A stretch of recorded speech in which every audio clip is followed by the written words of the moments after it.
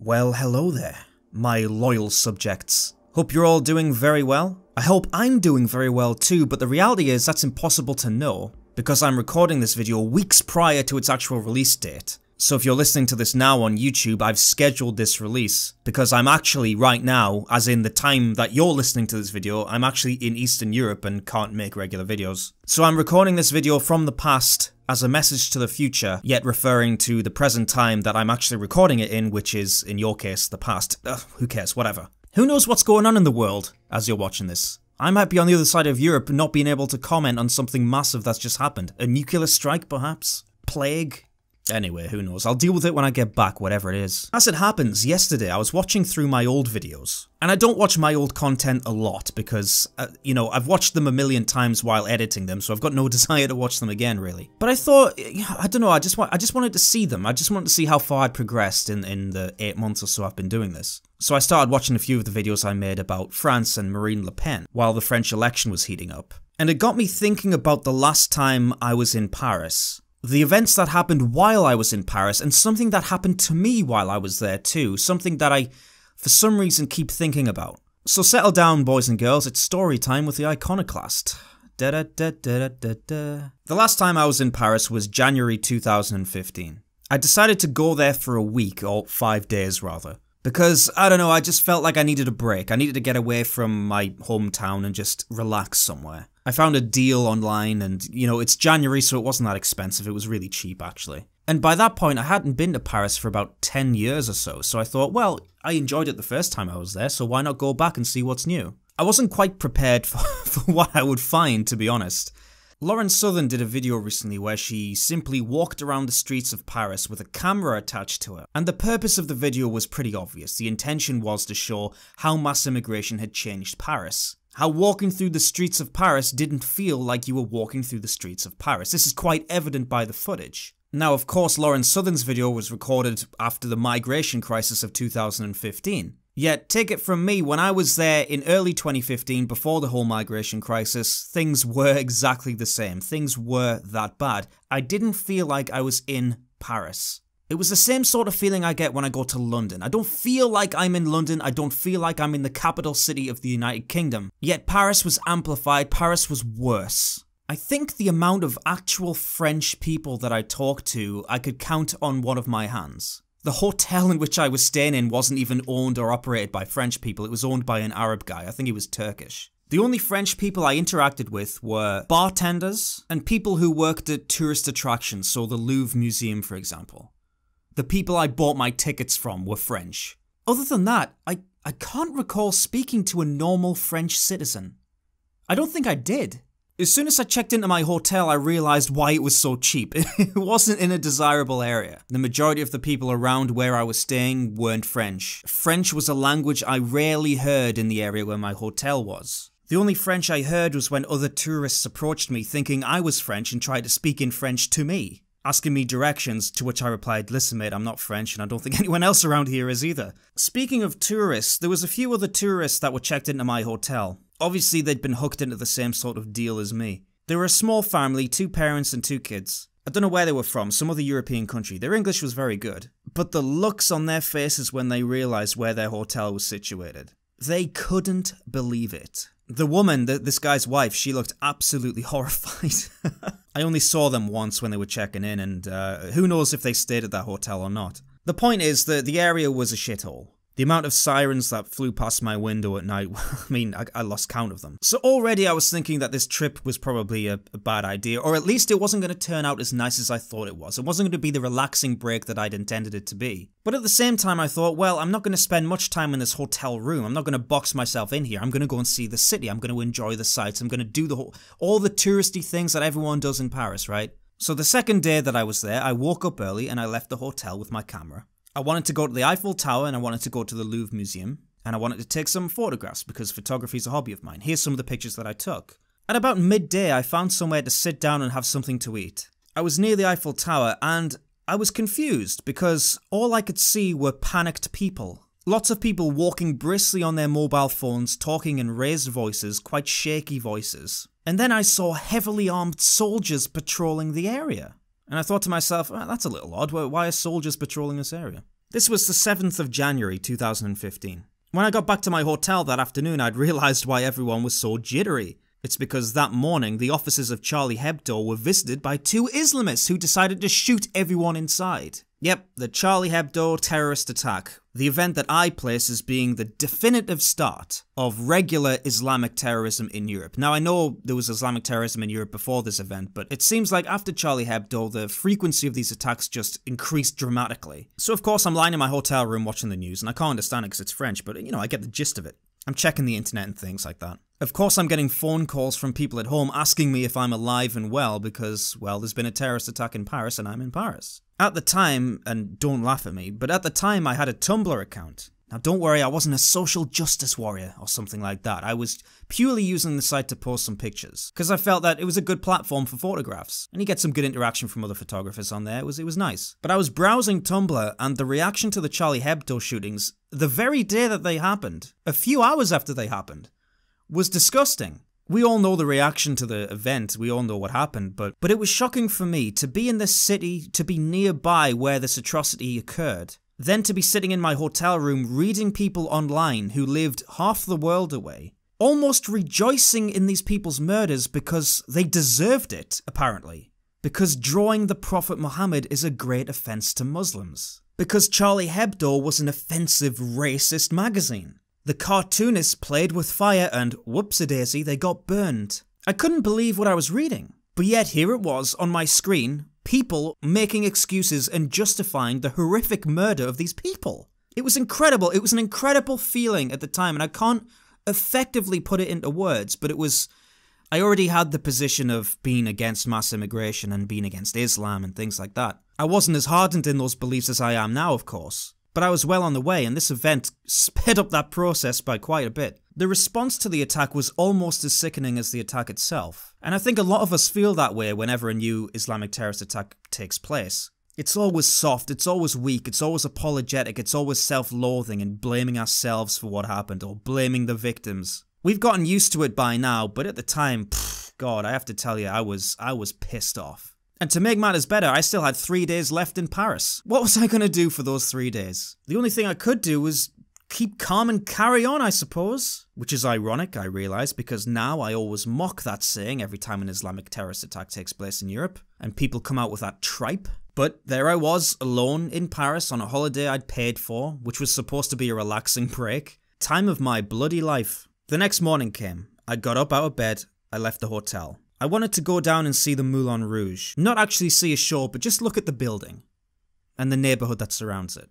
I got on the subway service, which is very reasonably priced, I have to say. Well done, Paris, for that one. And the first thing I see when I get to my station is 2 heavily armed police officers chasing a guy who was dressed, I'm just going to say it, he was dressed like a stereotypical terrorist. Minus the suicide belt, but you know what I mean. The dress, the hat, he had the big beard, that sort of thing. Muslim guy. 2 heavily armed cops chasing this guy through the subway station. They finally caught him and they piled on top of him. They just dived on him, pinned him to the ground, arrested him, led him off. And I thought to myself, where the hell am I? What is happening? Is this Paris? But the day wasn't over yet. I'd only just arrived at my destination. So I found myself in the neighbourhood where the Moulin Rouge was. There was a pathway that I had to take in order to get there, so I could take some pictures. Yet on this pathway was a big group of sub-Saharan African men. About 7 or 8 of them, I lost count, there was a lot of them, a big group. They were all about 6'5", and they were all dressed like rappers. They all looked like they were going to drop a mixtape on me. And I thought to myself, oh God, this is going to be trouble, I know it. But there's always a voice in your head, isn't there? There's always a voice in your head, even if a situation looks sketchy. There's always this voice of... It paints itself as a voice of reason, but it's completely unreasonable because it's usually wrong. This voice of unreason came into my head and said, Dan, they're probably just guys hanging out together, friends. It's Paris, there's a lot of people from a lot of different cultures here. You'll be fine, stop being so racist. So I decided, okay, I'm gonna go and do what I wanted to do. The reason I took the subway to this place is because I wanted to do a very specific thing. I'm gonna do that thing.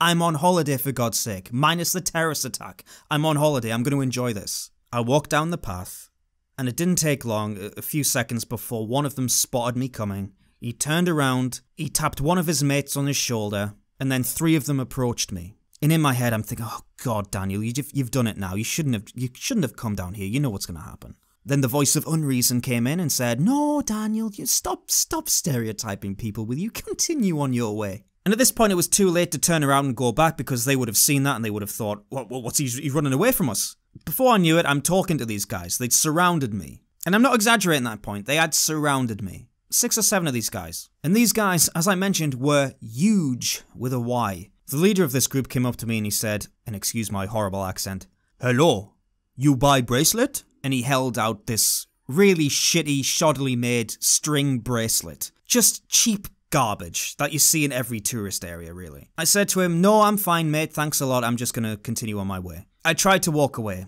They blocked my path. And I thought, this is where I die. This is gonna happen. I'm either gonna get mugged or I'm gonna get beaten and mugged. One of the two. I'm not getting out of this unscathed. I'm not. The leader came back to me again. He said, no, you buy bracelet now. You buy. So once again, knowing that I was climbing a very steep mountain, knowing that I was going to get nowhere with this negotiation, I said, no thank you mate, I'm fine, I really don't need one, I'm okay.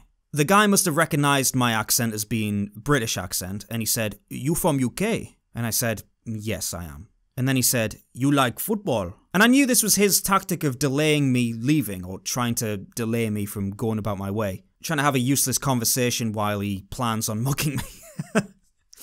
And I said, yeah, I like football. Who's your team? Sunderland, I said. Oh, I don't know who they are. I like Steven Gerrard. So you racist? Which was a complete departure from the pleasant footballing conversation we were just having previously. He just threw out the R word, racist. You buy bracelet. You know racist, you buy bracelet. And while this guy's talking to me, his friends, these other guys, they're all looking at me. None of them are smiling. None of them look like they're having a good time. They look very, very determined, very serious. One of the guys took a good look at the camera around my neck, and he whispered something to the guy standing next to him, which caused him to start looking at the camera around my neck, and I thought, oh, this is going to be bad. Once again, I said, no, I really don't need a bracelet. Thank you for the offer. I don't need one. I don't want one. No, thank you. And I tried to walk away again. This time, the guy physically stopped me from walking. He stood in front of me and he put his forearm over my chest as a barrier to stop me. Then he took a hold of my forearm and said again, you buy bracelet.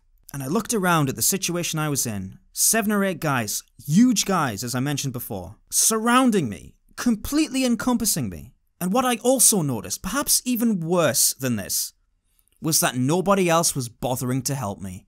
Nobody else was even daring to look over in my general direction. People were just pretending this wasn't happening. Now, the guy still had a hold of my forearm, so I wrestled it loose. I got him to release his grip of my forearm. And there was a bit of a scuffle, a bit of shoving and pushing. Nothing too serious, but, you know, get off me. Stop touching me. This just made the guys come in even more and surround me even tighter. And I thought, listen, I'm gonna have to give these guys something. I'm gonna have to pay them something, otherwise I'm fucked. What else could I do? I couldn't fight them.